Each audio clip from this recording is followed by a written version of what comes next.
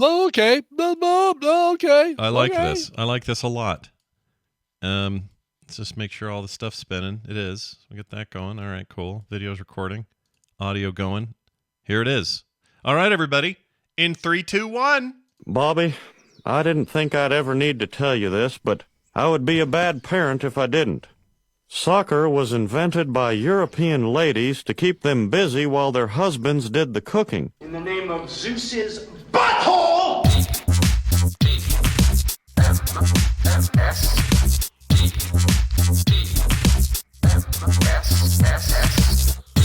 She's only your girl 'cause she ain't had a taste of the Duke yet. This is the Morning Stream.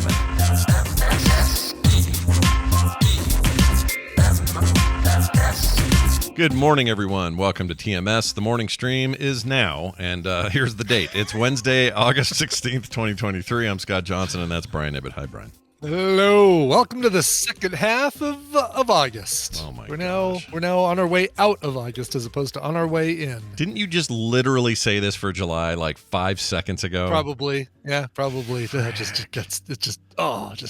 don't like gets it. us. I don't like every time. it. I don't feel like my days are any crazier. I don't know what it is. My perceptions. I know. It's just all effed up right now. Whatever. It really is. Look, hey kids, you have something to look forward to. Time as it feels to you right now will not last. Mm-hmm. You know? Yeah. Enjoy the feeling of pushing that boulder uphill because you get to a certain point and it's going to just roll downhill and there ain't a damn thing that you can do about it. Nope. Ain't stopping that rock, that stone from rolling. It'll be a rolling stone. It's a rolling stone. Won't gather any moss though, which is nice. Oh, that's nice. The thing it's you got to look forward to. Yeah, there's a nice benefit to it. It turns out. I was thinking about something the other day because for some people, okay, so my brother Matt, he has a very thick Korean accent, and some people can't understand what he's saying when they're in the same room as me listening to him. I understand every word he's saying; they don't understand him at all, and that's expected. You're around it, so you're used to it, and you understand. Yeah, you learn to understand.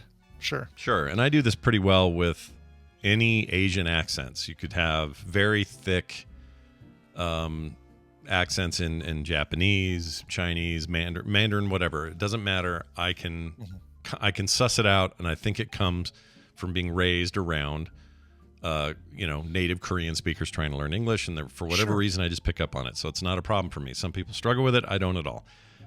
There are certain like really deep Irish accents that I have to really screw up my face to hear. Like, wait a minute, what did he say? Or British, even heavy, thick British, like Peaky Blinders. We got to turn subtitles on for Peaky Blinders. Yeah, that's another good example. So anyway, it's a thing, and it got me to thinking.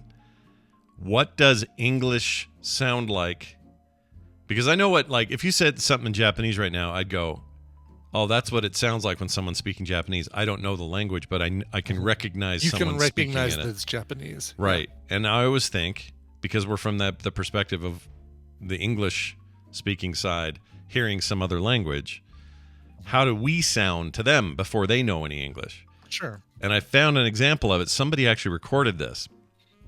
And I'm going to play it for you, Brian, because it's so... I don't know why this is so weird to me. Because it's immediately like, this sounds like English people talking, but I don't know what they're saying. So I'll play it, and then we'll talk about it. It's pretty weird. Check this out. So I went to York on the watch today. Oh? Yeah. That doll's a ring on her face. Can't believe that more Elton John. Did you stop by the one black call? Yeah, I come by the mention. I played that Privating by the Wrong Front line today. Oh, the Raising Man with an Ash Marine. Doesn't mean you grade that Trajan. I mean, the mic's not great, but but they're just talking in like nonsense, it's like, almost Simlish. It is like Simlish English. Yeah. It's so funny. It's like I feel like I'm hearing the word today. Like at the end of a couple of the things, it's like they end up with today. But that's wild. That is right. Now I know exactly what you mean. If you were to hear this and you didn't speak English, you would say, "Oh, that sounds like people speaking English." Yeah. And up till now, until I got this example, I didn't know how to describe that, because how do you, like, to me, you and I are saying words right now that we comprehend, and then we respond to each other, and it's just, we never think of this because we're in the thick of talking, but we never think about, well, what is actually happening? What Well, my lips are moving. My tongue is helping out. My teeth are there to do a little bit of the work. We got the throat and the lungs. All this stuff is contributing to sounds coming out of my face that you recognize immediately because you also know this particular pattern / language that I'm using, but other people don't. So what does that sound like to them? Like that, I don't know why that fascinates me. It's just so weird to me. So to hear that was like, oh yeah, right. Of course they would hear the familiar cadence. I feel the cadence of it, right? It's familiar to me, but they're saying nonsense. I don't know. I just find that fascinating. That takes a really good talent too, to be able to come up with English sounding gibberish. Yeah. I don't know if I could do it. I'm trying to think. Would I go? I'd have to have a script. I can't do it. Honestly, I can't do it. Like how, those people, the way they were talking. I'll even skip ahead and do this a little bit here. I got some I didn't play. Oh, hey, Nathan, what's in a hash room? Lining, panning, barbeting, amendments, pain? What's wrong with that dude? It's carpetable. Hashing guard sack. Tracy Paladin not having it since like 4 days. So how are they whipping that out so fast? Well, it's funny because some of it's like, I could have sworn he just said Tracy Pollan. Like there's some weird parts of that sound like English, but then there are other parts, and one is with the elevator music playing along with this. I don't know. I feel like in a way that it's designed to make it harder. I don't know. I don't know. Cover it up. Yeah, like you're watching a movie with two characters talking or something. Yeah, I'd almost rather hear this where somebody is just out loud talking on a good microphone, so I can really break it down. Maybe there's some video somewhere I could find this, but I don't know. I went down a weird rabbit hole on this, and I started looking up linguistics, and you hear somebody like you hear somebody from Africa from a tribe where they did the popping and the snapping sounds when they speak. I forgot that. Whatever it's called, from like that movie Swahili from The Gods That Must Be Crazy. That's I think is it Swahili? I can't remember which. Something like that, but they got all that stuff going on, and to us we hear that and go, "What the hell are you doing?" Right? Yeah, like that doesn't. Amy says it's Shosa. I don't know how you pronounce. See, there we go. Is it Osa? Yeah. Is that how it's pronounced? I don't know, but I hear that and I just go, well, that's ridiculous. That's not language. And then you learn better and you're like, oh no, it is language. And to them, that sounds really normal. What do I sound like to them? That's what I want to know. Do those people hear me and just go, what the frick are they saying? Kosach. Okay, that's how it's pronounced. Yeah, it'd be really cool, or Kosa. Hearing that, right, with the pops and the clicks and stuff, wouldn't that be great if we used that for punctuation in English? Like when we spoke English, we would be like a little at the end. Yeah, like I just don't feel like going to work today. Like kind of a sad period at the end. Exactly. But then if you're making a really important statement, you'd be like, I will be going there. Right. Yeah, like some kind of really important one. And then what would you do for an exclamation point? What kind of sound is that? Oh, that was what I would do for the exclamation point. How about a question? Period. What'd you do for a question? Question mark is tough, right? What would you do? I just whistle. Hey, are you going to go to the movies tonight? See, again, this gets to the whole like origin of language and when decisions are made. I mean, obviously it's a long process over thousands of years, and Latin gets in there, and everybody. It's all this big mix of things. I understand that it's not simple. It's not as simple as somebody woke up one day and went, "Fellow cave people, just like to let you know, I've come up with a language. We're all going to be." I understand it doesn't work that way, but to me, it's fascinating that we decided that the emphasis would not be a sound, but instead how high we might raise our voice. So if I want to say I don't like bees, I'm going, I don't like bees. Like I'm going way over here. Well, that's a why. Why isn't it? I don't like bees. Like, why isn't it that? Yeah. Right. I don't know. This is stuff stoners think of. I need to go back to Vegas and get me some gummies and think about these things more. Gosh dang. I don't know. Yeah. Sometimes I just like to get to the roots of humanity. I'm so sick of the surface level stuff. I just want to know, why do we do what we do? Mm-hmm. And I don't know. By the way, people in the chat room are clamoring about the Victor Borge. Victor Borge does apparently a bit about this, about phonetic pronunciation. I've seen Victor Borge. It's all right. Yeah. Oh my gosh, nice one. Nice deep cut. Thank you very much. How do you listen, are you all my grandparents in there? How do you all know about Victor freaking Borge? Right. Are you going to tell us about Leslie Kovacs at some point? Yeah, that's weird, man. Is it the punctuation thing? Is that the I think bit? it must be. Yeah, it must See be. if I can find a tiny taste of it. Here we go. I invented it many years ago when I first noticed that people who speak together often fail to understand each other clearly. Okay. Now, when we read or write, we use punctuation marks in order to underline the meaning of our Oh, this is literally what we talked about. It's literally what we talked about. What are his noises? Let's hear his noises. Yeah. But we do not have that support when we speak. So why not integrate punctuation marks into our speech? Then we can underline what we intend to convey to each other verbally. Okay. Give us an example. What the hell was all that noise? I always get involved in all these speeches and things like that. And then but of course, and then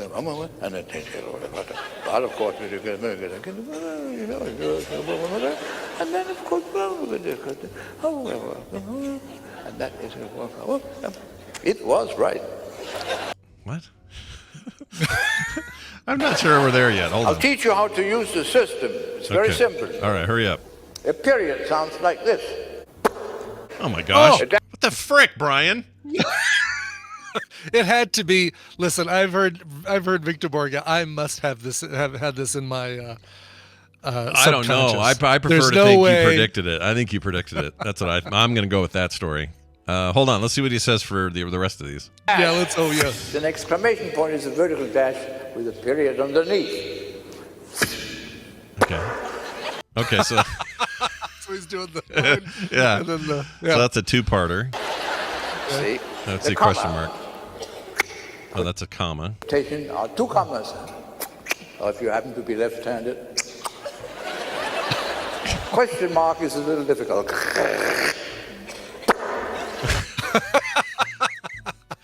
So was this guy like was Victor Borge a stand-up comedian? Was that his deal? Stand-up. See, that's a. I mean, yeah. He was he was also a pianist, or I know Tom Lehrer was a pianist who would do this sort of thing too, where he'd combine academic comedy with piano. Yeah, he's got a bit. In fact, in this bit here, he's got a giant piano in the background, although he doesn't look like he sits at it. Yeah, and Victor Borge was a pianist as well. And I'm trying to remember, like, is he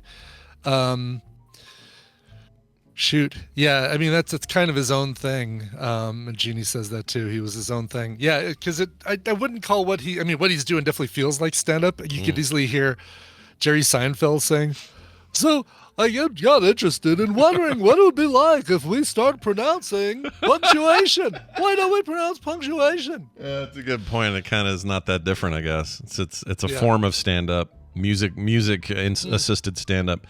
That guy lived in 90, died in 2000, was born in 1909. Well, that's the math. That's easy. Yeah. Anyway, there you go. It reminds me that I need to go back and listen to some more Tom Lehrer. I love that guy. And yeah, I talked about this in chat. I've been chatting with Jeannie. Ernie Kovacs is who I was talking about, not Leslie Kovacs. My Hungarian grandparents had a friend named Leslie Kovacs, and I would do that all the time. I think when I was a little kid, I even asked if they were related because we would watch the Ernie Kovacs show with those freaking monkeys. the smoking a cigar, Nairobi trio. Yeah. That music has permanent residence in my brain. That doom doom doom doom doom doom doom. So you'd watch this at your grandparents' place? Is that what you said? Yeah, we'd watch at my grandparents' place. Yeah, after Love Boat, before Fantasy Island. Sure. No, you had the whole geriatric lineup over at your grandparents.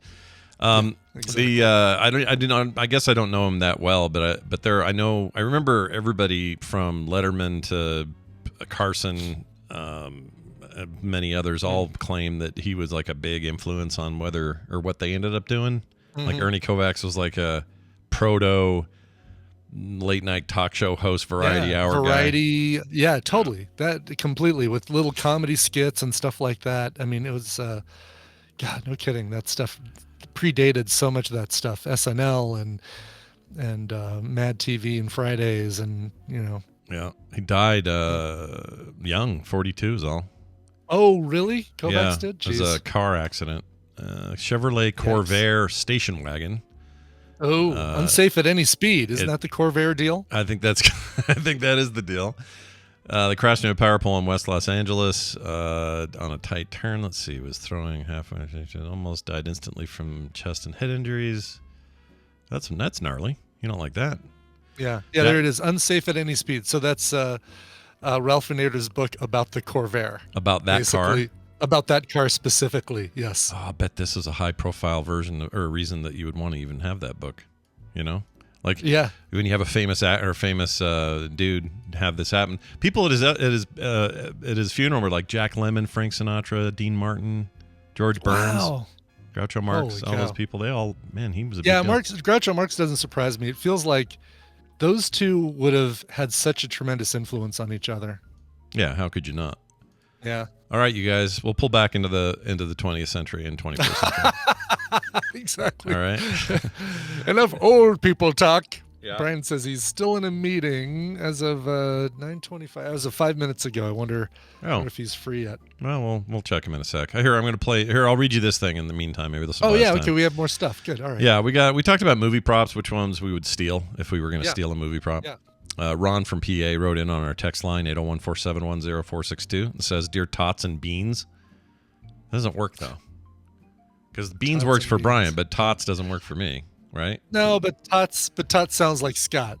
And it's got 4 of the 5 letters of your name. So. All right. We'll allow it. Objection I'll overruled. allow it. Yeah. Objection overruled. Here's what it says. More movie props I'd want. Number 1, the original series Space Shuttle from Star Trek.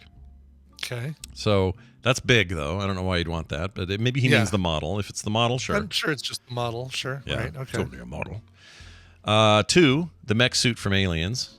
That's a great pick right there. Isn't there a McFarlane toy? Somebody makes a highly realistic version of her inside of it, scaled down, obviously, but it's like a 12-inch. I know that the 3D artist Wicked that I follow just did it. Well, yeah, I showed you that diorama that's got Newt and the Queen and Ripley in the mech suit, and I am probably thinking of that. Bishop and half a bishop. I think I'm thinking of that because you did just send that, and that really stuck with me, especially the bishop one. I want half bishop real bad. That was awesome. I know. We'll see. I'll see about printing you a half bishop. That was so cool. I don't want full bishop, just half bishop. No. Well, all I can print you is half. I can only print you half bishops. Yeah, or you could do who was the synthetic in the first one? Ash. Oh, Ash. I want Ash shoulders and head. No, he was just head. He was just head. He was kind of shoulders, right? But we'd have to have a bunch of tubes hooked up that would pour milk out of his face. Yeah, you got to have that. Let's see here. Number 3, he says the piece of glass from John McClane's foot, or a piece of glass. I guess he means the big one he pulled out. Yeah, because he does pull a lot of glass out of his foot. But again, that's a thing that you would have to then explain to people is what the prop is, because you have it in a shadow box. Yeah. And it'd be like, oh, that's the piece of glass from John McClane's foot in Die Hard. Like, yeah. Oh, okay. Yeah, you'd have to explain it. You'd put a little placard there. People would just have to believe you. Maybe you get a close up, or you get a photo you've zoomed in and enhanced with AI technology of the actual glass being pulled from his foot, and it will be the exact shape of the piece you have under glass, and then you could, show people. Give me the little the model of Nakatomi Plaza that the first death occurs next to, like the what's his face when he gets shot. Sure, that would work. I would also take what's his name's Coke can, but again, that's the same problem as the glass. That's the problem. You've got to explain it. Yeah. I want props that I don't have to explain. Yeah, I'm with you. That's a good rule. Well, then you won't like number 4. He says the fly from the worst episode of Breaking Bad. Any fly would look like that, I'm afraid. Yeah, exactly. Yeah. Also, I'll rephrase that. I think that is the fly from the underrated episode of Breaking Bad. I think that's a great episode just because people were stopped from major story progression for one 45-minute period does not make it a bad episode. Yep, I agree. Every series has a little, what do they call them? We had a word for it. They call it a bottle episode. Bottle episode, self-contained. Yep. And there's nothing wrong with this self-contained episode. Nothing at all. And I think Abed even says at one point in an episode of Community says, "Oh, this is a bottle episode." Yeah, he breaks the those fourth wall breaking, and that show is fantastic. They still doing that movie, or is that on hold, or do we know? Oh, God, I'll bet you that's on. Well, it was announced for this fall. Now that you say that, so I'm guessing should be in post-production by now. Should be in post-production, maybe. Yeah. By the way, while I'm looking for this, nope. If the strike continues for another few weeks or months, it could set things back to 2024, summer 2024. Boo. So it apparently did not make it through the before the strike started. It wasn't far enough where they had all the reshoots or whatever they needed, probably. Mm-hmm. That's a shame. I saw at a Comic-Con, so this threw me. There's this Comic-Con video floating around. I got to find it. I don't even know which Comic-Con or which city or whatever, but it's Chevy Chase and Randy Quaid taking pictures with each other because, they were in the vacation movies. I thought Randy Quaid was like in hiding somewhere. Like, wasn't he like went to exiled in Canada, right? Like self exiled in Canada. Yeah, I just thought that was strange that he's out in the open just getting pictures done. I thought he said the FBI was going to snipe him if he poked his head out too far or whatever is going on there. Yeah, but he and Chevy Chase were here at the expo, the Comic-Con thing. So expo. If that's the case, is this whole thing, is he just bullshitting because this is how he keeps relevant now? Do you think that's probably? This world is stupid. Why do we do that? I just think Randy Quaid's world is stupid. I think that's it. Do you think it is stupid? What kind of contact do you think Dennis Quaid and Randy Quaid have with each other right now? By the way, do you think it's like, I don't know, Zoom Thanksgiving? Are you and the wife coming to Thanksgiving? Yeah. And if he's like jealous of his nephew because Jack Quaid's having a real moment, so he's like, I don't want to hang around that kid. That stupid kid. He used to change his diapers. I don't want to go to Thanksgiving with Jack Quaid.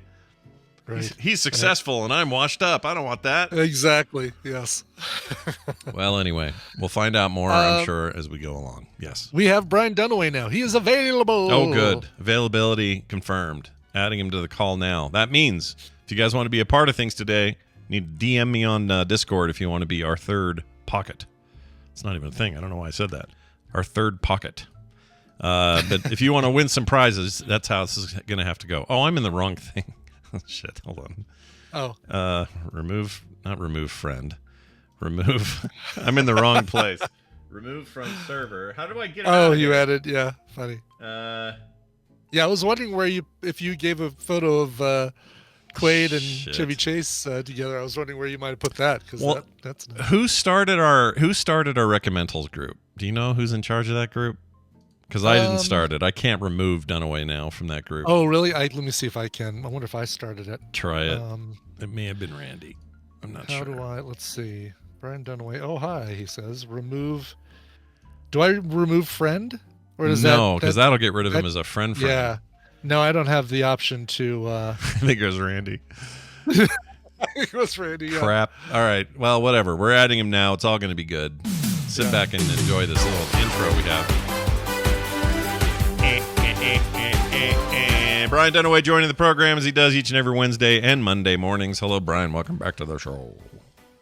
Oh, hi, Scott and Brian. Hi. Are you at home? Where are you? Need a meeting? What's going on? I just got done with a meeting. Oh, fun. So I'm on my portable. Yeah, fun. Yeah, there's nothing wrong with that. A little meeting here and there never hurt nobody, right? Yeah, except when they go 30 minutes the ones long. that go over 30 minutes. Exactly. Thank you. Yeah. What was there nightmare. anything big going on in your world to necessitate a more than half-hour meeting? Like, what was going on? Is it serious? You know what I mean? We're changing our schedule a little bit. So yeah, more news coming. Oh, that's right. That's right. Really? Yeah, there's something coming. You won't know. We can't give details yet because you don't know yet, but it's coming. No, not yet. But I know, but I don't want to talk about it here. Not right in a second. Jeez. No, hell no. Here? forget it. But soon. Well, and it's great to have you here, and enjoy being in the Recomendals planning group for as long as it lasts, because that's where you're also at today. Oh, I got some Recomendals. Oh, do you now? Fantastic. I mean, you really could run rampant in there. They're mostly VHSs, but I got them. You could go nuts in there because Randy's not around to fix this. So it's even better. He started the group. That's a great idea. Yeah, you could spread your poo-poo wide in there and nobody could do anything about it. Anyway, it's good to have you here, man. I'm always spreading my poo-poo wide, but thank you. Yeah, well, that's what we do. Looks like we have... Oh, nobody's called in yet. What's going on here? Chat room, get in here. We need you. Maybe they're Discord. in a meeting. We want. Yeah, maybe. Yeah, we want one of you. We want to give some prizes away. We've got some good prizes to give, too. Come on now. I got one, but that was last week's winner. I can't necessarily do that right away. So we need one. We need at least one more of you. Any of you want to hop in? Doesn't matter who you are unless you won last week. Gonna win some prizes. Oh, I think we may have one. Oh my gosh, I can't believe this is who this is. Okay, hold on. Here we go. Can I add him without? Oh, we not friends? Hold on, dude. Oh no, we're friends. Dude. How come I can't do it? How come you won't come up? You're having a lot of technical issues, Dave. You know, I really am. I don't know what's going on. So it's Joey Image. And he's I have to add him. Joey. Okay, Joey, I've given you a friend request. You got to accept it. For some reason, you got your settings set to not pull me in, or I can't pull you in. I hope we don't have to wrestle the mic from him. I mean, I hope you're right. Okay, hold on. Joey, no, it's still not working.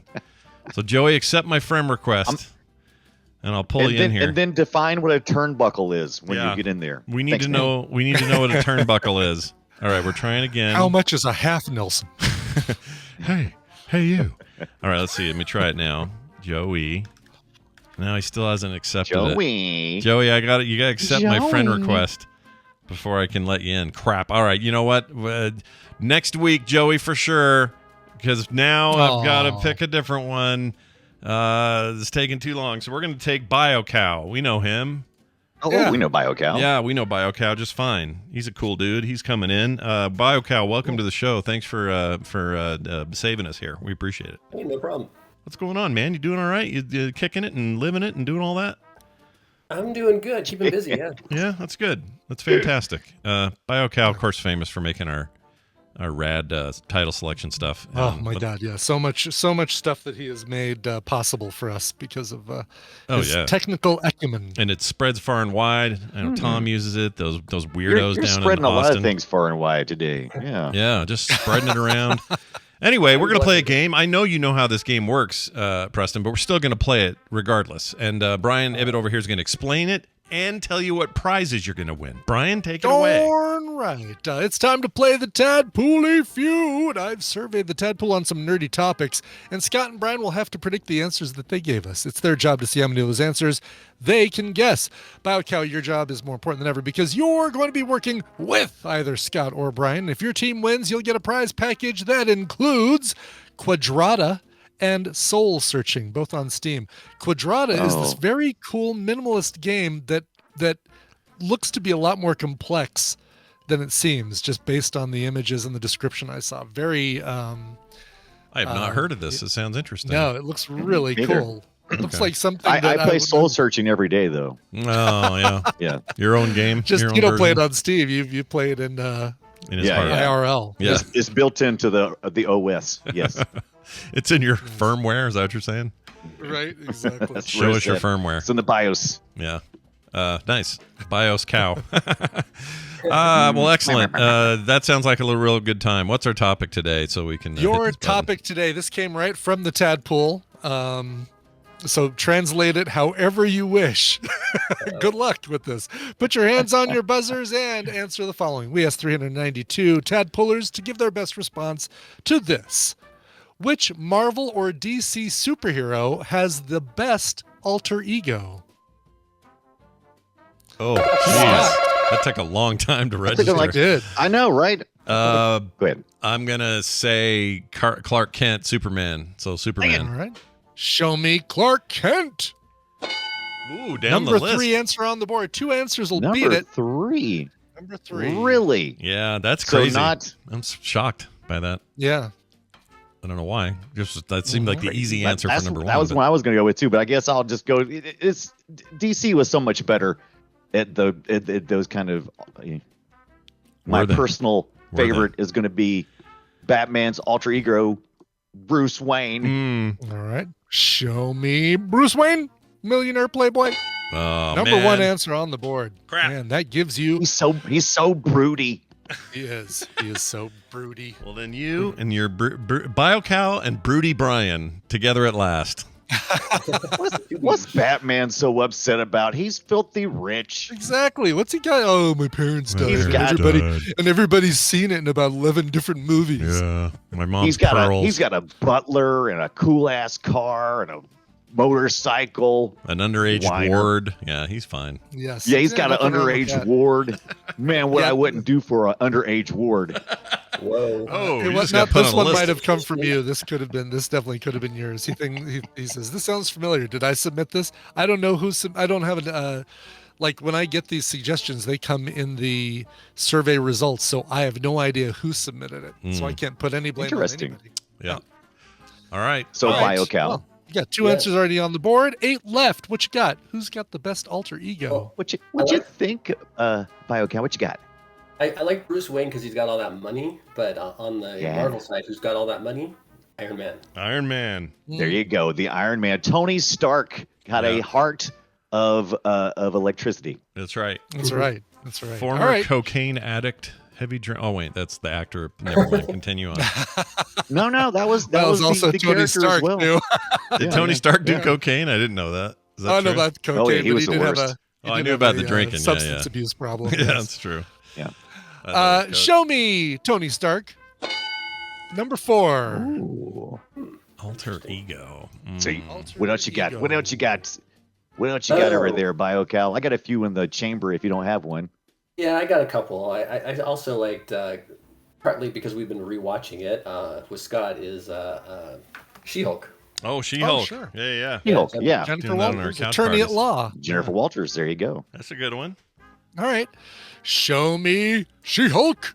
Oh my gosh. Man, I thought they would have too. Number 12. People liking the She-Hulk, but not as much as our top 10. People liking the She-Hulk. I'm guessing People number liking the She-Hulk. number 2 is probably Peter Parker. So let's get it over with.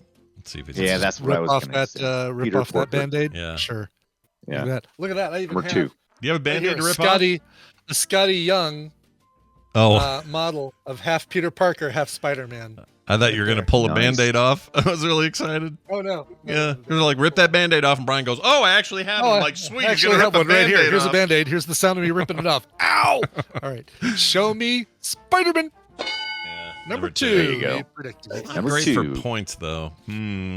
Yeah, so 5 through 10 are still available, then that's good. That's right. Right now we got a All tie. good ones. Yeah. Thanks to the Well, that's magic true. of 1 + 4 and 2 + 3. That's true. Let's do Bruce Banner. Oh, sure. David Banner, if you're Bruce nasty. Banner. Yeah, but we'll I go hear Bruce. you wouldn't like him when he's angry. That's what I've heard. I've heard about that guy. Yeah. All right. Show me Hulk. Yeah. Number 6. You know, they always talk. He always says you're not gonna like me when I'm angry. But I'll be honest, Bruce Banner's sad. That's way worse. It is worse. When he's all sad and stuff. Yeah. When the credits I'd are rather have rolling I'd on the rather old have TV Mad One. show. Yeah. That's Yeah. pretty good. All right. Ooh, now we're in I like you when you're mad. we're in a weird zone here. You've kind of pulled out all the A-listers, haven't you? Yeah, it feels Yeah. like it. I'm trying to think of somebody. Oh. How about Thor's alter ego? Oh, it's not my turn. It's not your turn. Thor's alter ego, Thor and Thor. I He get it. used to have one. He did. He was Don He was Blake. a doctor. Yes, he was Yeah. Dr. Donald Blake, who they completely one said retconned that. that origin. Yeah, because it's dumb. No one said that, so we don't have to worry about it. Yeah, no one said that. It's dumb. They got rid of it. Let's go with. Oh my gosh, why is this so hard now? That's because they don't want you to know their secret identity, Scott. That's why it's hard. Yeah. Yeah. All right. Let's do. I guess Wonder Woman. Let's do Wonder Woman. Let's get a woman on this list. My gosh, there's no women on here. What's Linda? Sure. What's her Diana Prince. Not Linda. Linda Carter was the actress. Yeah, well. But No, did she such really a great is. She job really is portraying Wonder Woman. Right. Right. that we could consider her to be an alter ego. All right. Show me Wonder Woman. Wonder Woman. Number 8. Good job. Oh, that's good points. Yeah. Oh, I'm liking this lead, except I like BioCow a lot, and I'd like him to win. I'm seeing a lot of the JLA up here. I'm a little, Yeah, a lot of JLA up here. Well, there's power in that up in this business. Okay, how about we try, maybe I'll stay in there for a second and say the Flash. It's kind of on people's minds a little bit. Yeah, what's his alter ego? Barry Allen? Barry Allen. Barry Allen. Very good. That's one of them. There's others. Yeah, but Jay. Oh, totally. What was the old Flash with the big goofy helmet? I forgot his name. It's not Barry Allen though. No, it's Old Flash. Old Flash. Old Flash. Yeah. Anyway. I call him FTD Flash. F. Murray Abraham. Yeah, right. He does. He looks like the Jay Garrick. Thank you, Merrick. And there you go. All right, show me the Flash. Oh, number 10. Oh, big money. Killing it. Oh, he's killing us, BioCow. He's killing us. See. Let's do a little math here. The revenge. 16 plus 10, 26. Scott you guys need now to run the board in order for BioCow to win the prize. New goal. So there's only one way. Yeah, new goal. Run the board. That's what we're doing. That's right. I blame the Tadpully for being sexist and putting Hulk at 6 and She-Hulk at 12. Rude. I agree. And then Wonder Woman at 10? Or no, sorry, 7? Or whatever? 8. Sorry. Wonder Woman's at 8. 9. Flash is at 10. All those numbers are throwing me. She's an LA 10, but she's an Amazon 6. Yeah, there you go. Rude. Snoo. All right, let's do... Snoo. Don't know I got my dumb joke. Let's go... oh, gosh. People really like that Oliver Queen thing. So let's say Oliver Queen and Green Arrow. Sure. All right. Show me. You're just trying to lose? You have failed this city. And I have failed this answer. Oh, you have failed this feud. All right, fair enough. Now look here, we can still run this board, fellas. We can. We can totally get this. We can talk freely now because it's not going to matter if we get it or he gets it. No, I don't care if I personally lose. I just won't put BioCow in some prizes. Yeah. Hey, how about some Steve Rogers with the Captain America? Shit. What do you think? Of course. I thought about Steve Rogers. It's a good origin story because he's like 1 billion years old now or whatever. So yeah, I agree. Yeah, that's a good one. All right. Show me Steve Rogers. What? Come on. What? Surprisingly, do you people even like comic books? Only one person actually said Steve Rogers. It really surprised me. Yeah. I guess is it because of the whole Nazi thing that came later on? Is that the people that he was Hydra? That he liked? Yeah. Oh, that. Yeah, that's true. Possibly. We forgot about that alter ego. Yeah. Yeah, I just say alter ego. I don't say secret identity because everybody knows Iron Man is Tony Stark. It's just an alter ego. Right. Yeah. Okay, so they don't. Oh yeah, that's true. MCU wise, he came out at the end of that movie as opposed to the comics, I guess, where he hid a lot. So, what do you guys think of? Oh shit! It just slipped my mind. The TV guy, Matt Murdock. Matt Murdock. Matt Murdock. Daredevil's alter ego. Do we, BioCow? Do you feel all right about that one? If I say that one, it's up to you. I'm not playing with you. Well, that's true, but I'm trying to win Who for wants you. to get those prizes in your hands, though? Yeah, damn it. Let's go. Let's do that, Matt Murdock. Okay, I think that's a good one. Sure. All right, show me Daredevil, Matt Murdock. Number 5. Very good. That's a good one. Okay. 2 answers still left on the board. I'm terrified of these last 2. Yeah. Well, we've seen a lot of the Captain Marvel in the recent years. Are people into that? The Carol Danvers. I don't know. I'm worried they're too sexist in our group. She-Hulk landed pretty low, right? Yeah. I really like Carol Danvers, but oh shit, I don't want to lose this. All right, I'm gonna say it's not villains at all, right? It's all heroes. Just heroes. Yep. It's whatever these people. It's whatever the Tadpully said, but I will tell you that everybody on here is a superhero. Everybody they did good. They did good this week. No embarrassments. They did pretty good. Yeah, I will say that 2 people said Thor, and they're not. That also is not in the top 10. Oh, really? Okay. Yeah. Did anybody? Peter Quill. I'm just saying it. Peter Quill. Oh, there you go, Peter Quill. Oh, Star-Lord. Star-Lord, man. Star-Lord. Star-Lord man. All right. Show me Star-Lord. Shit! Yeah. Let's see if anybody. Gosh dang it. I didn't even think about Star-Lord. Yeah. I mean, it's almost like you had to convince people that he's actually even Star-Lord. Yeah, and it's not much of an alter ego, right? Like it's the pretty same. much everybody calls him Peter Quill anyway. In the movies. I mean, right. Yeah. That's a bad call. All right, so you guys each have one strike left. I'm going to help you out a little bit. Right now, you can see that the answers are pretty evenly divided between DC and Marvel, and I will say that the last two answers follow suit. One is DC, one is Marvel, meaning that there are 5 Marvel characters and 5 DC characters. I gotcha. On this board. Okay, so that might help you out a little bit. All right. We was thinking about Calla, some Black Panther is what I was thinking about earlier. I know that's also. Did you say popular on Calla? You said Calla, didn't you? Calla. Yeah. Did I say Calla? That's what I said then.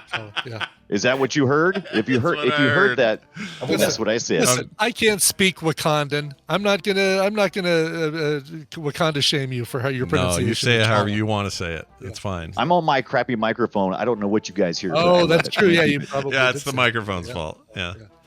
All right, let's do that. Count Chikala. Oh, with Coca-Cola. Show me Black Panther. Oh, come on. It's delayed. There we go. I clicked that thing and it delayed. Wow. Yeah, Black Panther not even in the top 20. What? Wow. Yeah. Dude, I don't even know you people anymore. Because people probably didn't know how to spell T'Challa. Okay, that's a good. Chikala. Chikala. I am so concerned about not getting this right. I'm gonna go. Don't look for help from Tom Merritt, by the way. If it's is he in the chat? If it's DC's one left for DC, who would that be? All right, both of them have had recent screen, big and small screen appearances. All right, I'm going with Aquaman. Let's do Aquaman. There you go. That's a good one, Aquaman. I don't know who else this would be. Arthur Curry. Arthur Curry. Is that really a good?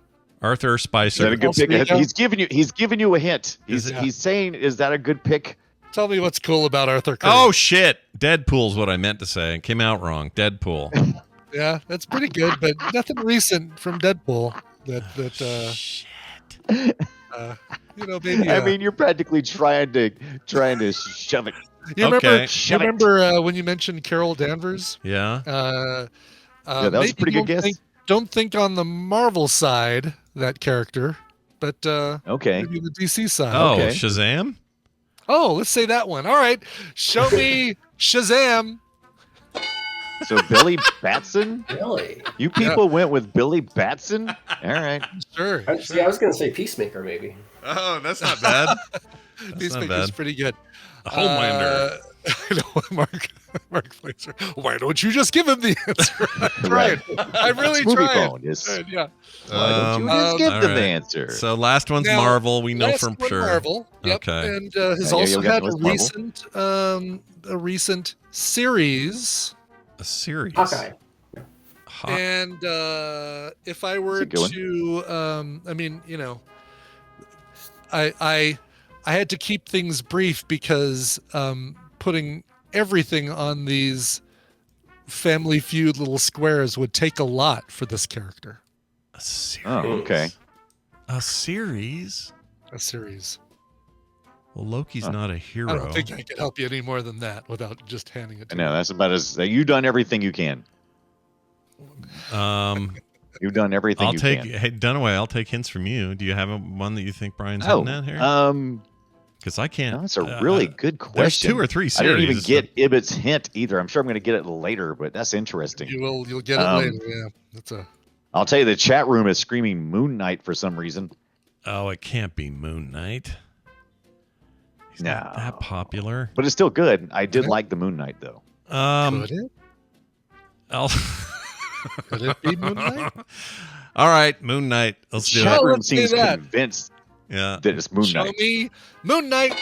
Oh my gosh, Yeah. dude. And I'll list Mark Spector, but I could list like 18 different names after Moon Knight, which would be too much space for the. I got you. Damn. The chat definitely got your hint. Yes, they were. They understood where they picked up what I was putting down. They understood. They understood the assignment. They said, "Pardon me, sir. Did you drop this?" Yeah, nice. I just love Phil Spector's work with Moon Knight. It was some of the best production value that Moon Knight ever had. And too bad he pulled out that gun and freaked out. Too bad. Yeah.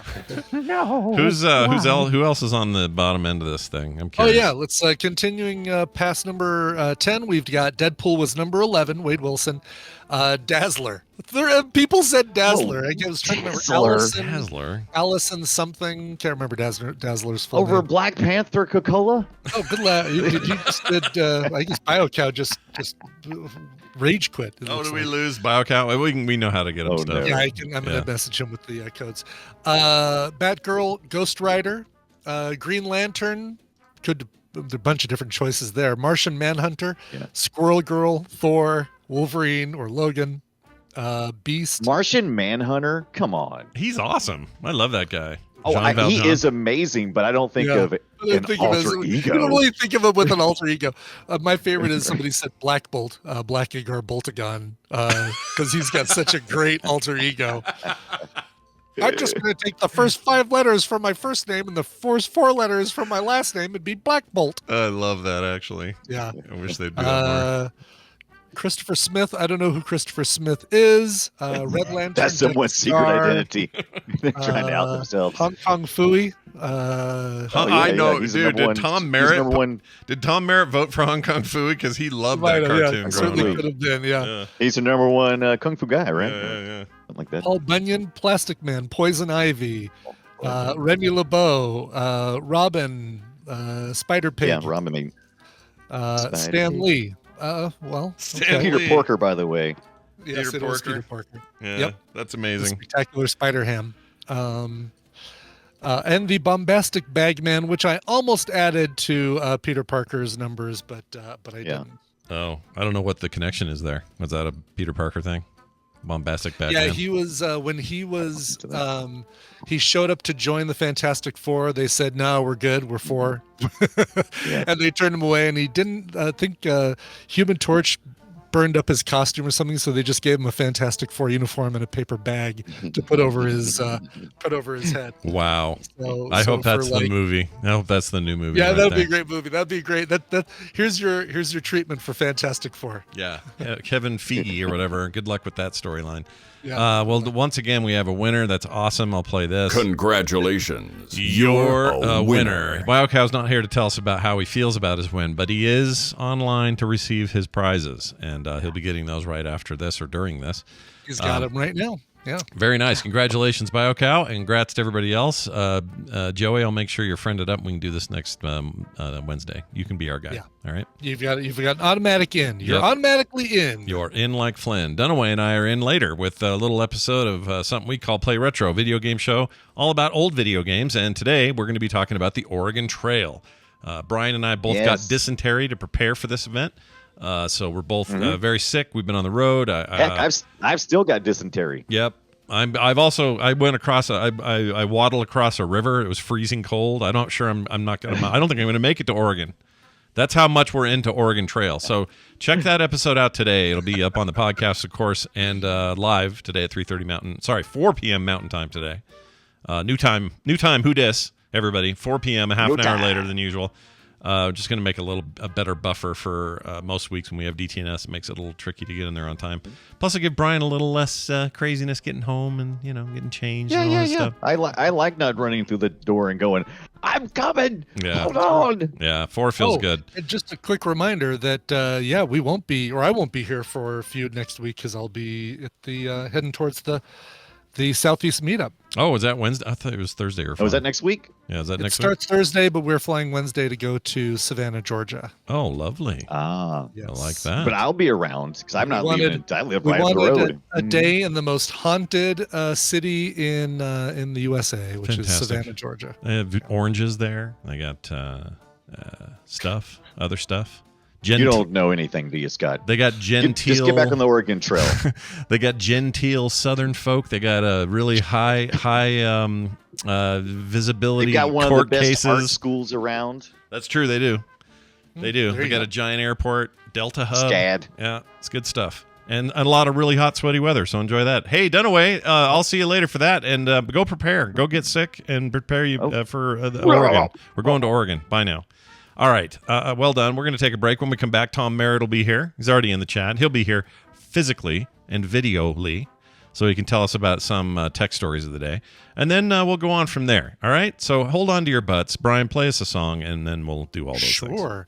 Let's go to a Berlin-based woman who you might think is from somewhere else based on her name. Her name is Ava Vegas, Avavegas, and you might think she's from Las Vegas, but she's not. Even though her full-length LP, Desert Songs, just came out, and it has nothing to do with Las Vegas either. This is the first single from it. It's called Your Secrets With Me. Here's Ava Vegas.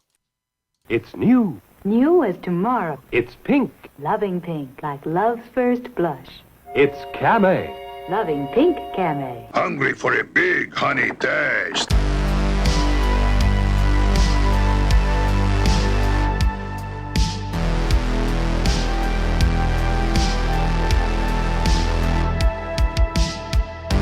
And we're back, everybody. Hey, who was that one more time? Sure. One more time. That was Ava Vegas from her brand new album, Desert Songs. That's the tune, Your Secrets With Me. That's fantastic. Yes. Check it out, everybody. All right, let's get ready for this. Kind of in a tough spot here, Tom. Sorry. Well, don't worry about it, because he's here to answer any questions you might have. It's Tom Merritt, everybody. Ace Detect on all the dumb things that we call social media. And the host of the Daily Tech News Show, the fantastic tech show that everybody loves. In fact, we're in the thick of Experiment Week, which we'll probably get into a little bit. Tom Merritt, welcome back to the show. How are you? Yes, all the dumb things. That's what I'm here for. All the dumb stuff. Hey, all the dumb things. So before we get into whatever's popping today, Experiment Week is a pretty cool thing. Do you want to explain people how that works and like what's going on with that? I'll give you the true story of the origins of Experiment Week. All right. It is mostly because a lot of the world takes August off. Yeah. So it becomes a little harder to get guests, and the news slows down because of that. But also 2 years ago, my sister was coming to town for the first time since before COVID. Yeah. And I wanted to spend a little extra time with her. So we, and it gives us all a little chance to have a break, in the middle of the year. We get one in December, so it gives us a mid-year break. So we invented Experiment Week to say like, hey, let's try some new stuff out. We'll still do daily tech headlines. So what news does happen, you'll still keep up to date. But we'll try out some new material. So the first year, The Tech John, which is still going strong, and Barbecue and Tech, also still going strong, were two experiments that spun out into their own podcasts. And people liked it enough that we did it again last year, and we're doing it again this year. So each day, instead of a regular episode of Daily Tech News Show, you get the Daily Tech headlines in the DTNS feed and an experiment. So Monday was quite a hit. Roger Chang interviewing Kate Botello about Tech TV.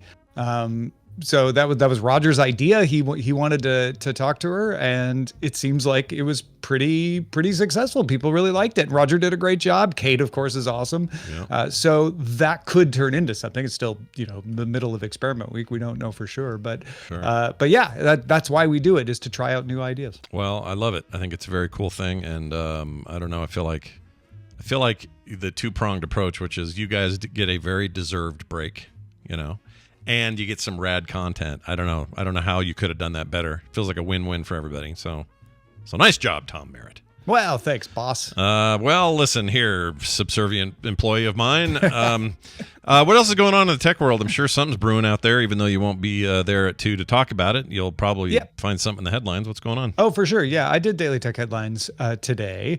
And one of the things that caught my eye is this Wall Street Journal article about some scientists at the University of California, Berkeley, analyzing the brain activity of 29 patients who were undergoing brain surgery.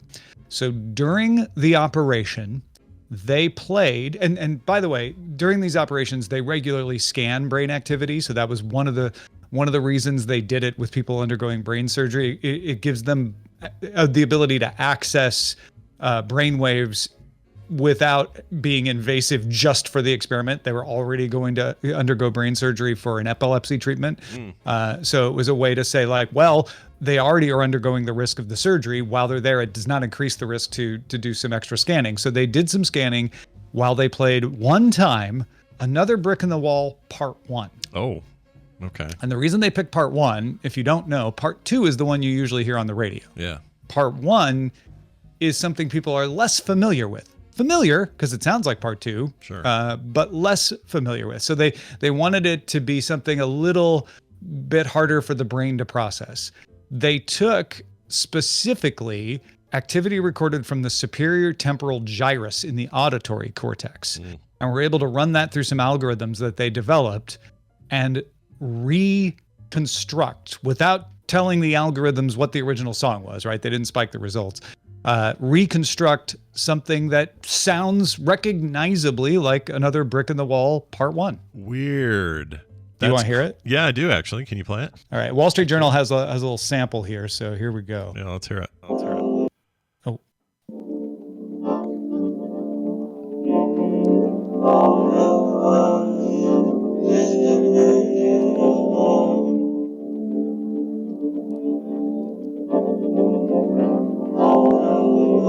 That's wild to me. It's not. It's not like a faithful reproduction. No, of course not. You can tell what it is. Yeah, the gist of that, the I don't know how The is chord, that a chord, I guess? Yeah, the tone, yeah. Yeah, you immediately evoked it. I mean, you may have to tell me that and there was brick in the wall. Like, you can, again, I don't know if I would have recognized it not knowing what song it was, but you could tell what it was. Yeah, mine would have been repeated over and over. How can you have any pudding if you don't eat your meat? Is that Part 1 or Part 2? That's Part 2, actually, I think. Part 2, yeah. Part 1 is a trip, and obviously that's a good use case for this. Also, perfect band to use for this. Like, I can't think of a better example. The scientists who did this are fans of Pink Floyd and picked this song particularly because we don't need no thought control while they're doing the ability to read people's thoughts, essentially. That's pretty good. So in terms of not practical application, but like moving forward, what does this do for them? Where do they go next? I mean, have they said what their ultimate goal is, or is just purely to say we found a way to sort of read your thoughts? Well, these are the kinds of questions that everyone asks. So I'm not picking on you, Scott, when I laugh at this, but it's like scientists are in pursuit of knowledge for many reasons. Sometimes there is a practical end use. Sometimes it's because we know there are thousands of practical end uses to this development, even if we don't know specifically what they are. I personally think the ability to decode the brain waves and understand what's going on is incredible. And there are no end of uses, both ill and good, that you could get from them. My personal feelings on this are, because I'm a bit of an upwinger, that you should find out how to do things, because someone's going to try to find out how to do this stuff anyway. And we should find out how to do things and all work on it so that we can stop the bad things from happening and use them for the good things. And being able to read someone's thoughts. I mean, just imagine the ability to turn someone who's paralyzed into a communicating individual again. Right. Someone in a coma, perhaps you would be able to find out what they're thinking and whether they can hear you and communicate with them. Like, those are just two things off the top of my head that this kind of research contributes to. Yeah, I wonder if, like, I was thinking about Alzheimer's and dementia, if there's a way to tap into parts of the brain that still remember things, or some of that stuff's just sort of behind a wall. Find out, like, maybe it's not that they can't remember, it's that they can't express what they can remember. Maybe the interface is weird, right? Yeah, exactly. Yeah, that's fascinating stuff. But go check it out. I just did a search for it. It's all over the place. Apparently this is a big deal, so go read all about it. And it's one of those impressive things. One of the scientists is like, I've been working on exactly the same thing for 30 years. No one was interested until I did a Pink Floyd song, and now it captured everybody's imagination. Yeah, there's a lesson in that too about I don't know, how to get noticed, I guess. for your research. But I love this kind of stuff, and I always wonder, like, what does a brain, even if it's not musically inclined, let's just say I want to know what the tone of Tom's brain is. That would be interesting. Like, how discordant are the noises our brains make? Are they delightful and kind of have a bit of a melody to them? I don't know. I want to know more. It's a bit of a pop science, so I'm not sure how true it is, but there's the sort of factoid out there that we all see colors differently. Yeah.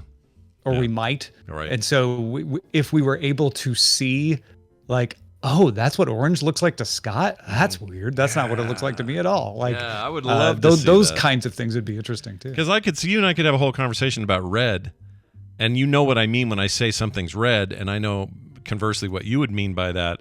But maybe we don't see the same red. Right. But also describing red's almost impossible because red is just red. Yeah. You know? And it's in relation, like, well, it's, it's a little like orange. It's like, well, okay, you're just defining it by another color in the spectrum. So, and then folks with various kinds of color blindness do not agree what's red and what's green. Yeah, right? that's true. They definitely don't. Yeah. Well, that's fascinating. All right. Well, more great content like this can be found on all the feeds over there at Daily Tech News Show. Make sure you check out Experiment Week if you haven't been. It's good stuff. Tom Merritt, is there anything else going on that we can tell people about so that they can go check out what you're doing? Yeah, just staying on Experiment Week, I am doing the experiment today, and I will start in on it as soon as I'm done talking to Scott live here on Wednesday morning. It's news, sports, and weather is the idea. I am going to take the process I use for tech news and apply it to the rest of the world to see what I get with. Like, if I were to do this for all news, what would I end up telling you? And I'm going to do it in a different way than Daily Tech Headlines or Daily Tech News Show. I want to present it as if I'm reading the morning paper. Like, if Tom were creating the morning paper from news on the internet, what would it sound like? That's what you're going to get. I love it. Do a version in your 1930s accent. That's what I want. I'll throw a little 1930s accent. Yeah, I'll do that for you. I want some newsreel business. Well, that's great. It's Tom Merritt, everybody. And like I said, Ace Detect on all the social media things, even that dumb X thing. Okay? All right. Tom Merritt. All the Twitters. All the Twitters. We'll see you then. All right. Did this cut us off? No, it didn't. We're good. No, I'm still here. That's great. Even had time to run and use the facilities. How'd your pee go? Was it a good pee? Everything came out okay. Oh, good. In the end. Good. It wasn't all bloody or anything like that? Oh, jeez Louise. What? You know why? It's because I just saw that episode of Dope Sick where one of the investigator DA people has cancer during the Dope Sick series. And how he knows is one day he's peeing and it's all coming out red. And I just thought of that. I got to stop watching stuff like that at night. It's going to mess me up for the following I think day. So, yeah. Yeah, maybe. It's not good. Not good at all. All right. Well, let's do Recommendals. And I'm so glad you're watching my Recommendals, Scott. It feels like Christmas for me. I love your stuff. I have to admit, though, the path that I took on this was completely Your Honor. Yeah, it was so I watched Your Honor based on Brian. Then this actor who was also in Fargo season 3 is amazing. And I went, well, I'd like to follow more. And I went, oh, wait, he was in Dope Sick? Someone recommended that, too. I'm going to finally watch Dope Sick. It's really good. I don't care how you get there. I'm just glad you do. Yeah. Michael Keaton is so good in that. God, he is so good. And we get that that girl who was in, remember there was a series that had Merritt Weaver and right, she was on Justified as well. Yes, and they didn't believe her as that she had gotten sexually assaulted, and she had two what was that called? DAs. Yeah, it was so good. Anyway, she's amazing as always. She's never not good. She's amazing. That girl, yeah. I'd watch her in anything. Speaking of which, someone I'd watch in anything. Well, what do you recommend? I would watch Nicole in anything. Nicole, it sounds creepy. I don't mean it to. It doesn't sound right. Isn't it the voice? It sounds like the Good Place chick. Oh, yes, that is who it is. Is it her? Is that who it is? Okay, I have no idea. Yeah, I think you confirmed that a few weeks ago, and it's oh geez, I can't remember her name either. Yeah, everyone's name. I want to say Kristen Stewart, but I know that's Kristen wrong. Bell. Kristen Bell. That's it. That is her, isn't it? Yes. Okay. You captured it. Nah, but that's right. We did this. We've already been through. We've been through this. We've been through this. Did I use It's your clip. You made the clip. Did I get it from her or did I get it I don't know where I got it. I got it. I mean, not from her, but like I can't remember where I captured You got it from her. But, who knows? Too many files, too many things in my head. Hey, Nicole, it's good to have you here. Randy's out today. He's got a orientation thing for his son at school, so he forgot about it. Oh, okay. We're So doing he's that not soon. here. Oh my goodness. Yeah, you guys are. Let's see, we're next week for kids here. We are too. We Yeah. are too. Okay. We're meeting the teacher tonight. Oh, fun. Are you all geared up to like give him heat and say, what are you gonna do to my kid? Are you a good teacher? Like how scrutinizing are you in that first meeting? I'm not, because I used to work at a school. Oh yeah. I get it. I get it. So yeah. That's good. No, that's a good perspective to have because, a lot of people don't. They think of teachers as just like, well, they're babysitting my kids for 7 hours. Exactly. Yeah. Unfortunately, yes. But I think there's a lot more people like me out there too. But it's like the one, the squeaky wheel, right? So right. I try to do the gift cards and help out where I can. Nice. And, I get it. Because Yeah. guess what? I'm trying to do homeschool with my other one, and holy moly. Yeah, it's a lot, right? Holy moly. People So think it's intense. people think homeschool is just like you, a legal pad, a chalkboard, and snacks. Right. It's not Dry it isn't erase that. board, exactly. Yeah. It's so much more than that.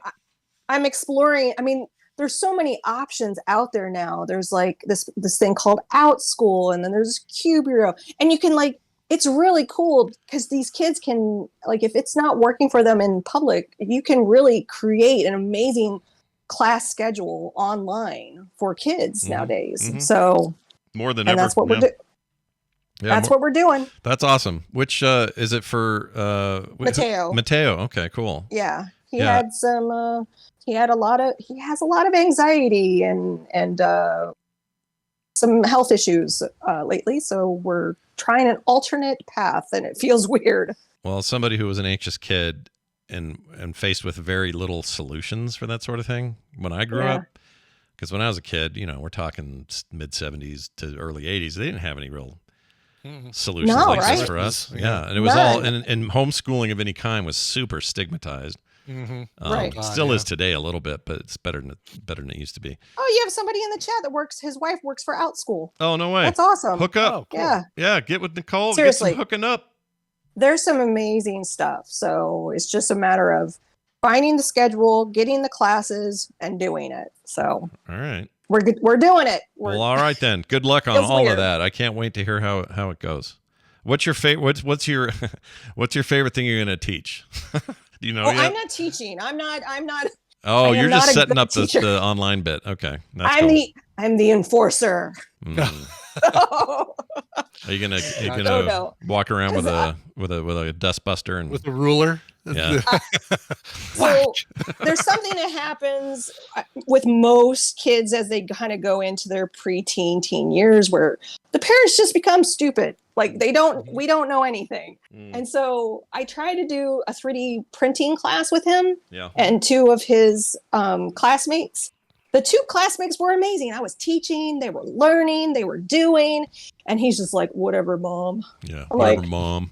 It's hard sometimes though because whatever. you're the mom, It's right? So I was like, okay, yeah. I can't teach you, kid. Yeah, but you can I need to find enforce. somebody. You can definitely Yes. enforce, and that's the key. Exactly. That's awesome. So, all right. so Well, yeah. let's get to this. I think we have. So, I don't think I have a clip for you or from you. Do I have a clip from you? I did. It's I'm sorry. it's in the it's in the chat. Oh, there it is. I see it now. Okay. Yeah. Let me pull. Let's go ahead and pull that up, and then Brian will still do yours first. I'm just going to have this ready. Totally fine. Brian, explain your deal. What'd you watch? And let's Sure. So mine is something that Tina and I have been anxiously awaiting to see. When it finally arrived on streaming last week, we immediately jumped on this. And if you're a FilmSack listener, you heard that moment when I found out it was available on streaming, and said that I was probably going to watch it and probably going to do it for Recommendals. And so I'm doing it for Recommendals. Awesome. Here's your clip. I just thought that maybe we could spend some time with each other. I'm not spending time with you. You're disgusting.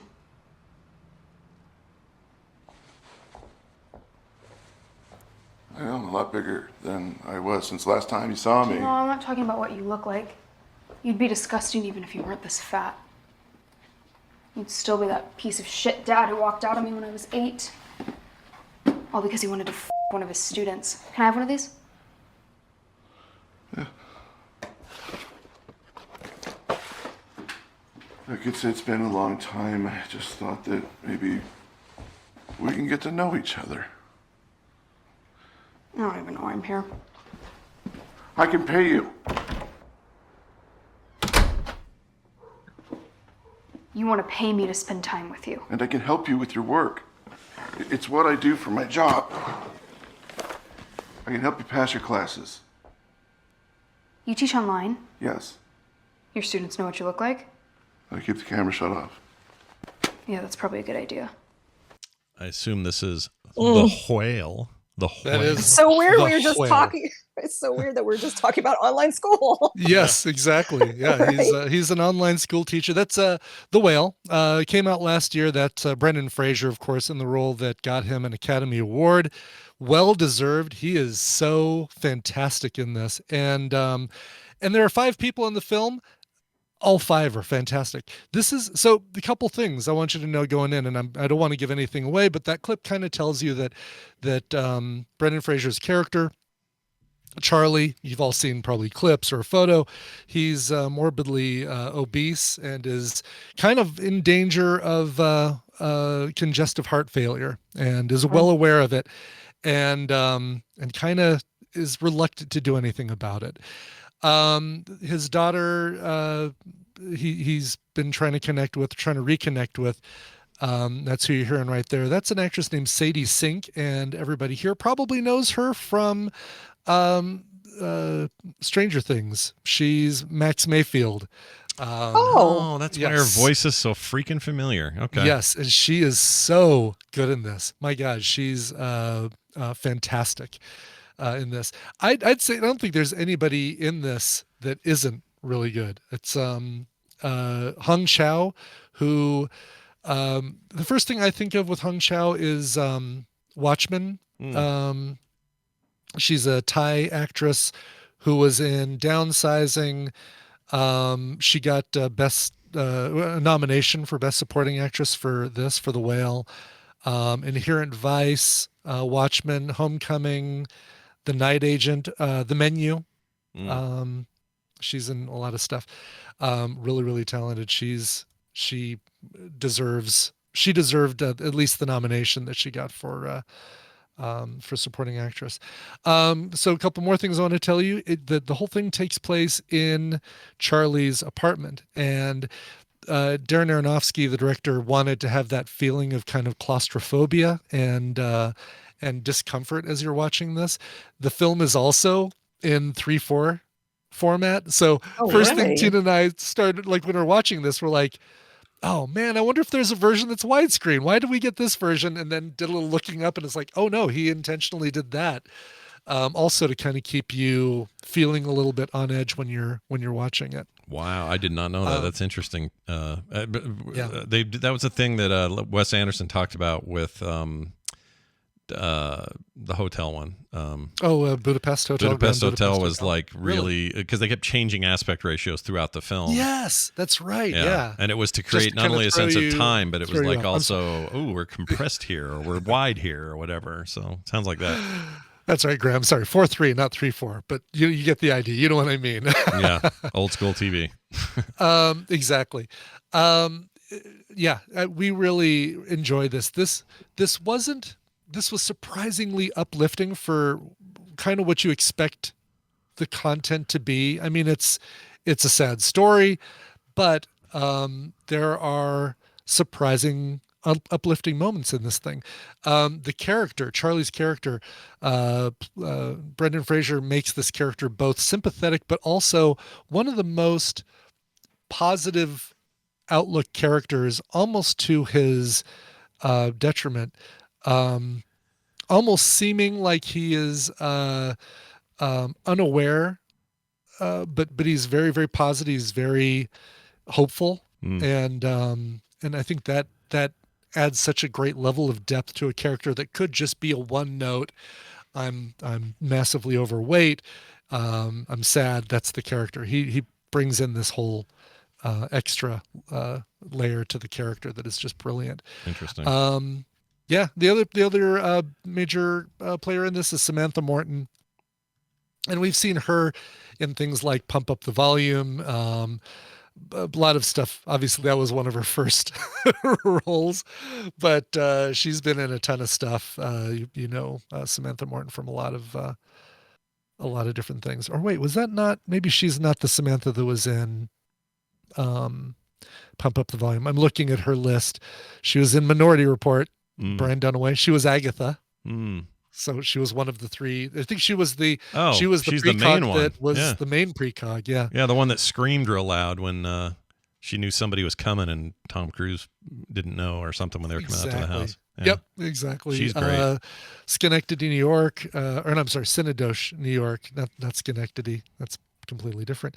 Yeah. So, Fantastic Beast and Where to Find Them. She was in. So yeah, she's very good. People have seen her. Yeah. Samantha Mathis. Thank you, Red Fraggle. Yeah, different Samantha altogether. Sure. Yeah, there's a lot of them. This one is ours. There's a lot of Samanthas. This one is neither of them are my own. Neither of them are yours. Anyway, great. So the Whale is showing where are we? It is streaming on Paramount Plus right now, and I think Showtime as well. So if you have either of those things, it's that whole combo deal between those. But Paramount Plus is where you'll go for it. Been wanting to see it. So excited about this. It was a little middling in terms of reviews at the time. Oh yeah, here it is. 64% from reviewers, but 91% audience. And a lot of them were saying if only the movie matched the performance of the amazing performance. Like they're all praising Brendan Fraser, but most of these reviews are like just the movie's not as good as he is in it or something. Yeah. And maybe that is the case, but I'd still say, if his performance is a 10, I still would give the movie like a 7 or an 8. I still think it's a very good, film, but his performance in it dwarfs everything else around it. No pun intended, but because it's just so good. I've never seen an Aronofsky movie I didn't like, but I also have not seen Mother. So it's entirely possible that if I saw Mother, I would not like it. I've heard things about that. We liked Mother, but it definitely had some weirdness to it. It's that's a movie that's completely done with metaphor, as opposed to this or Pi or Requiem for a Dream or any of his other. Yeah. Oh, other Requiem for a Dream. Holy shit. Yeah, that's some stuff, man. That's some stuff. Yeah. Cool. Watch it. It's really good. It's The Whale, and probably not for kids. I don't think kids would enjoy it anyway. So yeah. But watch it. Watch it with your adults. Watch it with all your adult friends. I like it. That's right. Exactly. All right, Nicole. We got something queued up for you here. Tell me about this, and I'll play your clip. What do you got? It is a topic that I experienced because I was part of this craze. And it has been turned into a drama movie. I will tell you that I'm sure it's an over-exaggeration. It also stars Zach Galifianakis, and this is my second movie in a row that I'm recommending a Zach Galifianakis. Oh yeah, no kidding. Last week it was Ron's Gone Wrong, and this week is this one. All right, I'll play it. We also talked about him yesterday, Brian. With that, he's not in this clip. Right. We talked about him in that Comedians of Comedy or whatever I told you about. Oh, that's what it was. It was the Comedians of Comedy. Yeah, exactly. We're coming up Galifianakis every day here on the show. All right, here's the clip. I'm going to hit play. Here we go. Well, if it's any consolation, everyone knows you're the one really running the show. It isn't. I created and built this company. And I have no rights, no salary claims. How is that even possible? 'Cause the system isn't designed for people like us. I spent my whole life taking care of people. And I thought Ty was the one person who didn't need that. Oh, goodness. That seems dark and deep. Wow. Tell me more. What is this? So this is actually a comedy, I think. It's on Apple Plus. Yeah, I think. Yeah, I think. I mean, so it's a dramedy. it's about the Beanie Baby bubble, and it's called the Beanie Bubble. I think what I love most about that clip that I shared with you is the one comment. These movies are getting ridiculous. Soon we'll be seeing about hungry hippos and shoots and ladders. An espionage movie about Hasbro. Yeah, I'm in. I'm all in. I mean, look, these stories. Who's ever heard of the story behind the Beanie Babies? I never have. I'm interested in this. Because Ty Warner is a weird genius that this movie, in fact, it's so far off of what actually happened that the only person in the movie that actually they kept the name was Ty Warner. Everybody else's name has been changed because I think they realize they're kind of embellishing. But they do. I think I recommended the Beanie Mania documentary. I think that was on Hulu a while back. Yeah. And that really does look at the rise of the Beanie Babies as investments and the rise of the internet and eBay. Like there's a lot. I mean, it's ridiculous that we're talking about Beanie Babies, but the Beanie Baby and Ty Warner, it was like the right time, the right place. He had the right people around him. And this movie kind of shows the women around him that helped create this huge company and industry and like almost frenzy to get I was part of it. I would go to my local Hallmark store searching for Beanie Babies, just looking for Beanie Babies. I had a crazy collection of Beanie Babies that I just sold years. I mean, I wouldn't know. Finally, Mark was like, you need to get rid of the Beanie Babies. I'm like, all right, fine. But here's what's crazy. If you go on TikTok and you look up Beanie Babies, there's a whole group of TikTokers that they're creating the frenzy again around these damn stuffed animals. Really? Oh, geez. Yes. So this story is a dramatization of that documentary Beanie Mania, which looks at Ty Warner, and the movie kind of goes back and forth, and so it's like 1980, 1983, and then it's 1990 something, and so they kind of go back and forth. It's a little, the pacing is a little off, but I think they're trying to show these three women that Ty knew in his life and how they were instrumental in creating the company and the craze. Interesting. So it's just I'll say this. I look at screens, like just screenshots from the film, and Zach Galifianakis is unrecognizable. He is. Without that beard, mustache and beard, man, he is, yeah. Absolutely wild to me. If you look up pictures of Ty Warner, you quickly see that he enjoyed facelifts. Oh yeah, really and enjoyed so, it. Really? Okay. Yeah. And so even in this movie, there's a whole scene about Zach Galifianakis and getting facelifts and like what happened with who actually created the beanies themselves and the poems that went with them, and then who got credit, and like it shows Ty Warner as a very manipulative person. And in that clip you heard Elizabeth Banks. She is actually his business partner that started the company with him, and then later she finds out that she has nothing as far as showing her ownership in that company, but she helped him build that company. Wow. So I'm looking at it's funny, she went right from directing Cocaine Bear to acting in this. She's so busy. But yeah, I look at that picture of Galifianakis and it's just I can't even see him. It's That's just wild. Right? Crazy to me.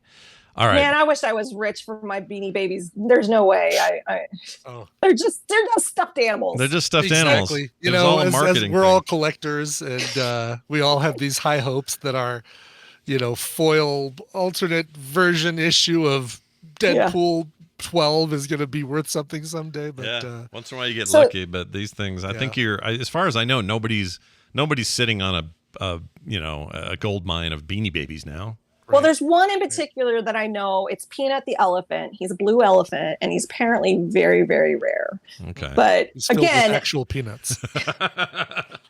but it kind of talks about this this idea of creating scarcity when it doesn't need to be there, right? So how do we trick a group of people to say, oh, there's only so many of these? And you see, like, the first scene actually does happen in real life, but they kind of made it more. So the first scene is a big semi truck getting into an accident, and Beanie Babies just flying everywhere, and then like everybody stopping and to scoop up the Beanie Babies, and they're fighting.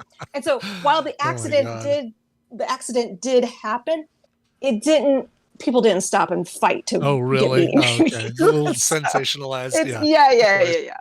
So need to see it. It's entertaining. And it's kind of cool to look back at that time, the NFTs of the 90s. Yeah, pretty much. Yeah. Yeah. I mean, and there's, like you said, stuff like this still goes on. Post Malone just spent $2 million for a magic card. For that one we were ring just magic card. just talking about that. Yeah. I went to Cane's, and I'm like, why are there Post Malone Cane's cups? Do you know why? It's because he opened his own Cane's here in Salt Lake City. That's the whole thing. Yep. And and that location is all pink and mauve, and I still haven't gone, but I want to go there bad. Oh, funny. And apparently he's in there like a couple of times a week now, so I might even get a sighting. Might see him. Oh, interesting. Yeah. So you know what this reminds me of too? I like our collector mindset. Do you remember an episode in Amazing Stories? Remember that Steven Spielberg show? Loved it. There was an episode where it's just a lot of those episodes stuck to me. And it was a guy, and he was told to basically save everything and he would be rich. And he ended up living in like nothing, but he kept everything. And then 30-40 years, and he's an old man, and then he has all these collectibles, and that's how he becomes rich. Oh wow. So, yeah, I mean, I guess it can happen if you get the right thing and you don't even know it until you're right, until time passes, right? So yes, and that's what it kind of was showing. Like, he had like all these old pennies, and like he just saved everything, and then he was like, I thought I was supposed to be rich, and then he has all the collectible stuff. So Brian, what if getting rid of all these Funko Pops is, what if we screwed up? What if those going to make us rich one day? Maybe. I'm all right with that. I feel better getting rid of them. So I thought were they, I mean, is Funko, I heard a story that they were destroying Funkos. They have overstock on stuff. The story was that they were destroying stuff they couldn't move. So it's a bit like it's like burying the ET cartridges for the Atari 2600. Exactly. It's a little like that. Yeah. J-list characters that from movie franchises that no one was ever going to buy. There are some of those. Like when I sold my I forget which one it even was, but I sold one that was apparently sort of rare. I got $60 for it. It's not bad. Oh, nice. It's not it's not making me rich, but I sold on eBay for a decent price. So I think there are plenty of little examples of what Beanie Babies was, but now it's tons of different things, and it's so prominent that you don't think of it in the same way, because that was like a legitimate like moment in time, whereas now it's like everybody does it. I don't know if you can blame that on Beanie Babies. I don't know if they were the first, but it feels like comic book collectors would say we were the first. So I don't know. Baseball, I would say baseball. Oh, baseball cards, baseball cards. Sure, yeah, there you go. Of course, good call. That's actually more. That's probably closer, and those are still, if you have the right ones, those are still extremely lucrative. I still have all my baseball cards. Nice. You're gonna be rich. One day they'll be worth, I don't know, tens of dollars, tens of hundreds of dollars. Tens of dollars. Yeah. That's all my stuff will be worth. All right, there you go. That's the Beanie Bubble, are currently on Apple TV Plus. We'll put that at quicktms.li, of course. And I found out the Beanie Mania documentary you mentioned is on Max currently, and I'm going to be watching that as well, because that is interesting to me. All right. That dives into the women in Chicago that started the websites that put value on them. That were kind of like Ty Warner wanted to sue them. He was like thinking, I better protect my copyright. Right. And he was to watch both is kind of interesting. I found an old VHS thing on, I think TikTok's where I first saw it, and then I saw the whole thing's on YouTube, but they're basically old tapes that were made by somebody to say, do I have a fake one or is it a real Beanie Baby? So it was like how to detect a I had counterfeit. so many fake ones. Yeah, it was a real thing, man. It's crazy. That Cabbage Patch. There's like a bunch of 80s examples, 90s examples of stuff that was just like, what the hell is going on? Yeah. I'll have to send you a very funny TikTok of Mateo going to the local Pokemon store for kids trade night. Yeah. And they look at all the cards, and he had the most fake cards of any kid ever. Oh, no. Oh no! Oh shoot! That's a bummer. It's so funny. Where does he get? Where do you get some fake cards? You trade them with other kids or something, or is that? Yeah, he's just trading. So parents are going on Amazon. You can get like a whole stack for like $20. That's wild. So yeah. All right. Yeah. Well, here's mine. Our final recommendal of the day. It is in a movie from 2007, and I'd never seen it. And when I saw Netflix telling me that it was only going to be there for a little bit longer, I thought, well, I better consume it now because I don't know when I'll see this. So here's your clip. Mr. Congressman. Mr. President. Joanne Herring speaks very highly of you. Oh, well, thank you, sir. Thank you. These are two of my brightest advisors when it comes to the problem of the Soviets. This is Brigadier Rashid. How do you do? Pleased to meet you. Colonel Mahmood. How do you do? Pleased to meet you. Please come. Thank you. You must be thirsty. Can we get you a drink? Oh, actually, I'd love a glass of ice and any kind of whiskey. Rye, Canadian. I'm sorry, Congressman. We don't have alcohol in the presidential residence. Of course. All right. If that doesn't sound familiar, it is Tom Hanks. Wrong Tom. Tom Hanks talking to the leadership of Afghanistan in the movie Charlie Wilson's War, which up until about a week ago, for whatever reason, probably because they collaborate so much, but I was sure Spielberg directed this. I don't know why I thought that. It's Mike Nichols who directed it. He's a famed director as well, and known for all sorts of stuff, including help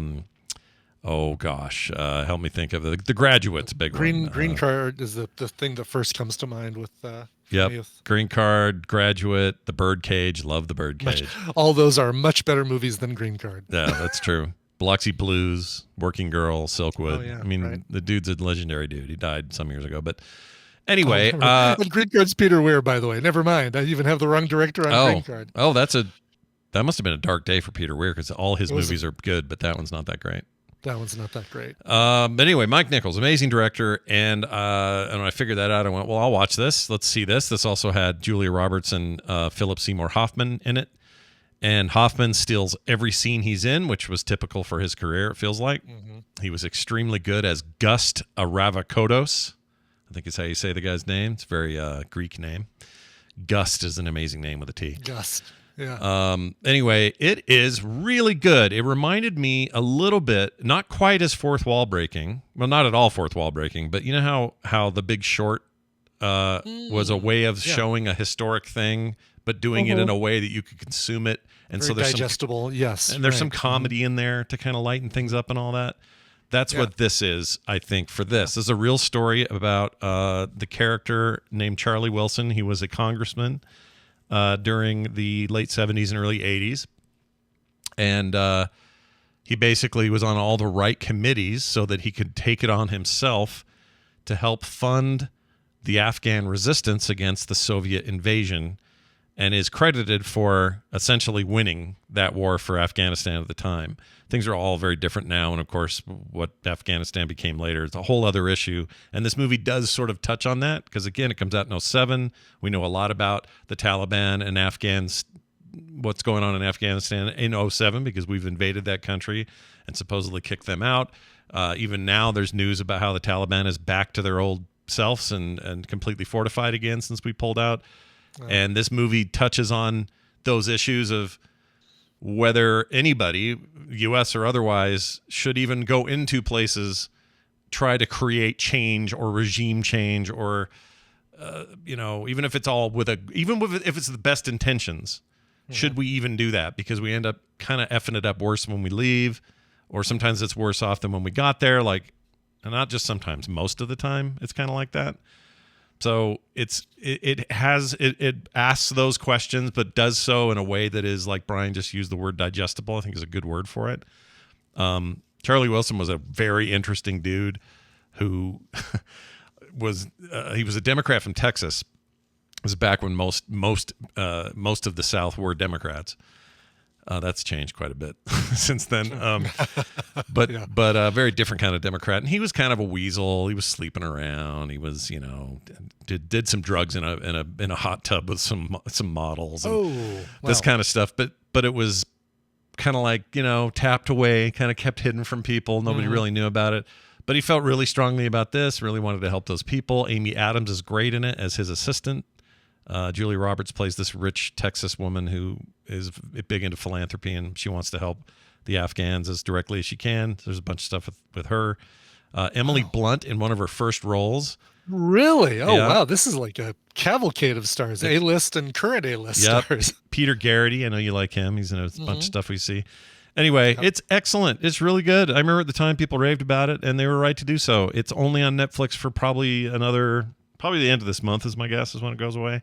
So if you haven't ever seen this movie, it's worth picking up. It holds up. It didn't feel like it aged. The battle scenes, which are brief, all looked super realistic. And if you want to see Philip Seymour Hoffman in one more thing he was great in, then this would be it. It's Charlie Wilson's War, currently on Netflix. Cool. I'm surprised. I've never seen this, and to all the accolades that it receives. So. Yeah, you should. I think it got a Best Picture nomination that year. It didn't win, but it was up there. Anyway, it's very good, Brian. I think you'd like it. And all of you as well. Check quicktms.li for this and all the titles we talked about today. And Nicole, is there anything else you'd like to say before we end this segment today? I sent you the picture of Mateo. Yes, the TikTok, yeah. Are you there? Oh, it's cute. Hold on, I'm bringing it up. Man, this kid got old quick, Yeah, he did. Yeah. He did. Oh, look at him waving. He's got his little bag of cards. Dude, this is the best life right here. Like a fake Pokemon cards. Oh. Yeah, he's like, yeah, fake Pokemon cards. He's so happy. They're real to me, man, he would say, Kids right, yeah. They're just into what they got. Look at him waving. He's a cute kid. Yes. He is. Oh, he's a miniature Mark in like every way. You just see him and go, oh my gosh, Mark is genetically responsible for that kid. Anyway, Nicole, have a good week. Oh yeah, go ahead. Oh, good week, you said. Have a great week. Oh, they said, wait. Oh, you too. I know, that's what I heard too. Oh, wait, I have one more thing. Okay, I kicked her out. Oh, wait, have a great week. Good selection this week, though. Good stuff. Yeah. I'm going to check all these Something out. for everybody. And it is funny. We were just talking about something you talked about, and then my movie had kind of a connection to that. What was it? Oh, there are two Charlies. That's what it was. Oh, right. Yes.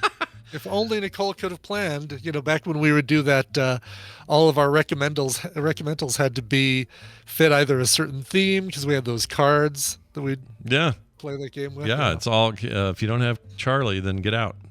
Exactly. Charlie or bust. Yeah, exactly. Well, we'll pretend Randy had a Charlie, but he couldn't be on. Sure. How about that? Sure. That's going to do it for... you about a movie with Charlie? Charlie's Angels 1 and 2. That's it for us. I'd like to remind you that this show is propped up by you is what I meant to say. Propered. We are propered over at patreon.com/TMS. You know the drill. You know what you get out of it. Go check it out. I'm putting up new art right now for the month, and can't wait to do that. I want it to be in your hands if you want to have that sort of thing and receive all the other benefits you get from being a patron. Patreon.com/TMS. All else can be found at frogpants.com/TMS or /. I don't know why I said /. I can't talk today, apparently. So I'll just end this and say, hey, Brian, why don't you play us a song so I can reset my freaking vocabulary? Please do. You go reboot, and I'll take it from here. Sounds good. Kevin, also known as Icor, in our chat room, wrote in and said, hey, Snoopy and bald-headed kid, it's been 1 year since my sister left us. Snoopy and Charlie Brown were a big part of our childhood, thus your nicknames for this email. Rather than request a sad song, I'd like to hear something happier. If you have time, could you play Linus and Lucy by Bela Fleck and the Flecktones, or any fun cover of that song? It would also be nice to have a tender crisp bacon cheddar ranch burger. Glove the oboe. Signed, Kevin. It's been a while. Let's see. It would be this one. Dump. Nope. Don't do that guy. Here it is. The tender crisp bacon cheddar ranch. Got it. Nice. All right. Got it. Yeah, this is from Bela Fleck and the Flecktones. Comes from his album Jingle All the Way, which of course has a bunch of, as you'd expect, Christmas songs on it. But since Linus and Lucy, that song was also part of the Charlie Brown Christmas. It's included here as well. Here's Linus and Lucy by Bela Fleck and the Flecktones. We'll see you guys on Monday. And don't forget, we got Couch Party this weekend. More the She-Hulk there going on tomorrow for patrons. And then Film Sack this weekend. We're doing Tom Hanks and Emily Blunt. Speaking of the Tom and the Blunts. That's right. Tom Hanks doing his own stunts in Live, Die, Repeat. Die, Repeat. Wait, was that what it was called? Yeah, it is. No, it's called Edge of Tomorrow. That's right, because the book was called Live, Die, Repeat. Yeah, and then people, it should have been called Live, Die, Repeat, because that's a far better name. Completely agree. And there's rumor of a sequel, which I'm very excited about. Yeah. Anyway, that's this weekend. Thank you all for listening. We'll see you then. Get more at frogpants.com. Give me the box!